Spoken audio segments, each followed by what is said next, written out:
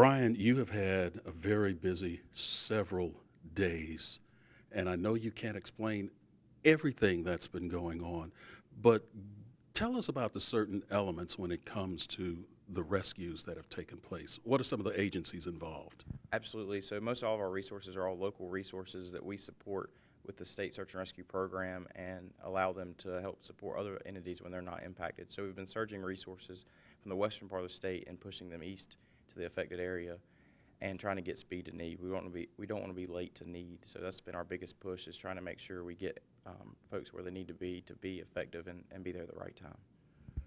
How do you go about determining where the greatest need is? So our floodplain managers have worked diligently over the last 10 or so years to build digital floodplain management, so it can help predict where the problems are going to be based on the weather information that we get from the Weather Service and our own meteorologists. So that helps drive resources and where we place them, as well as history, because most people remember Hurricane Floyd and other major events, and that history has helped us improve over time. I know you can't give me an exact number, but there have been plenty. How many rescue events have you had since the Matthew event started? Yes, sir. As of this morning, we had over 1,400 rescues going down, as well as the Lumberton event, where they're still working now. They expect to still be making rescues in Lumberton until midnight or a little later. They feel like they're about 60% done with getting people out of Lumberton, and they've been so engaged today. We haven't wanted to bother them getting numbers, but we'll get those numbers at night and should have a new number in the morning. When you look at the first responders coming into these events, I know people wonder how they get trained, and it seems like with some of the people I've been talking to, they say, well, this is what we train for, because I've seen, like in the news, one responder rescuing 3 people at a time. It's like, how do you train and keep that kind of stamina going? Yes, sir. The most important thing for these guys and girls is the passion to do the job. They really want to help their community and their state. And right now is one of the most trying times, at least in a lot of these folks' lifetime. Most of them remember Floyd, but some of them were children when that occurred. So getting those folks out there, and they have a passion to make an impact and a passion to save lives, and anything they can do to help the community is what drives them. What are the most typical types of rescues have you seen? Is it in the water, rescuing people from housetops? What are the biggest rescues you've been experiencing?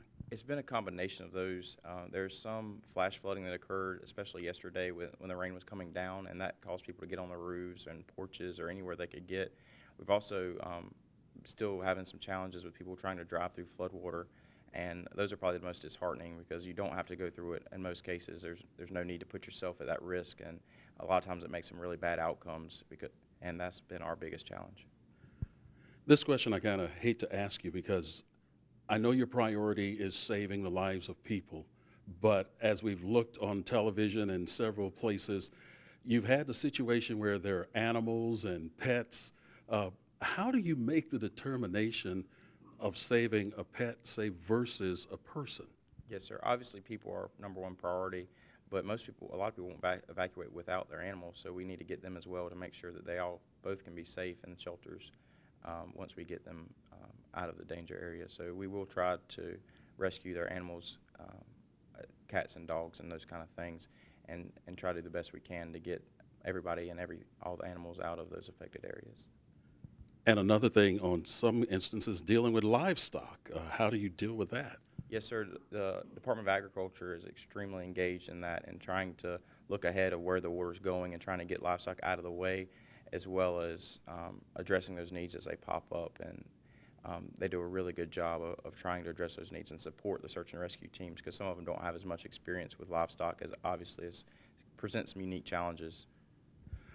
Now, of course, we've had a lot of warnings prior to Matthew hitting, after Matthew hitting. Sometimes people don't heed the warnings.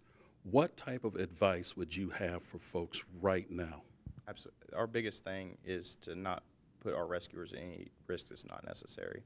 So when you're driving through floodwaters or taking risks that's not needed, you're putting our rescuers at risk, and we want to try to make sure all of them come home as well. So do what you can to minimize the risk to our rescuers and minimize the risk to yourself by staying out of flooded streets, staying out of flooded communities. Don't drive through to see the damage. Wait until rescues can be done and the water goes away, and then worry about those things. But let the professionals do their work. Try to stay at home if you can, and just allow some time for the rescuers to do their job. You had mentioned the home.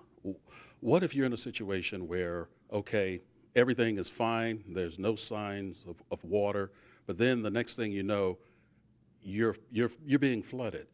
What type of steps should someone take in order to try to get rescued?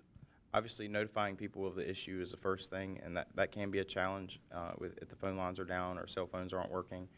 But try to notify someone of the incident, get to higher ground, get to higher part of the house. Don't try to wade through flooded streets, or moving water is relentless, and that's one of the biggest things that gets people killed, is trying to go into the water. If you don't have any other options, that may be your best choice, but that should be your absolute last resort. And if they see themselves in a situation, who should they contact? Call their local 911, and that 911 system will provide them services just like they do day to day. There may be some volume coming in, so they're going to try to get to them as quickly as they can. So it's just ask them to be patient. We understand that there's a lot going on, and we understand that their emergency is important as well. So we're getting to them as fast as we can